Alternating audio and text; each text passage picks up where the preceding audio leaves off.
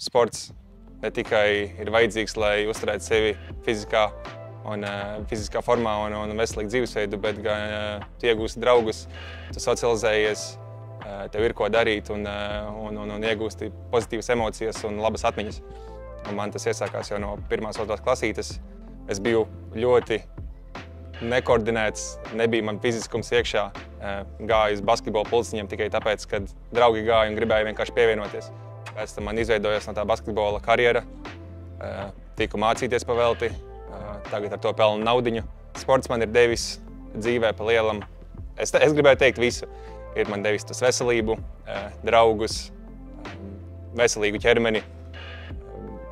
Man ir aizvedis uz pasaulē visādām vietām un visādām valstīm. Jaunieši arvien vairāk pavada laiku pie datora un iekštelpās.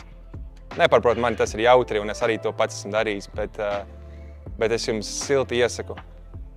Iziet ārā, aiziet uz sporta laukumu, atrast kādu pulciņu, kas tev patīk, atrast hobiju, kas ir aktīvs, kas padara tevi pozitīvāku, veselīgāku. Tā kā katrā sporta veidā, katrā pulciņā tu attīsti kaut ko citu, un beigās tu saproti, kas ir tieši priekš tevis. Varbūt ar laiku tev kaut kas iepatīkas, un tu paliec tik labs, ka tu esi tajā pašā virsotnē, savā sporta veidā. Tā kā, ja tu nepamēģināsi, tu nezināsi.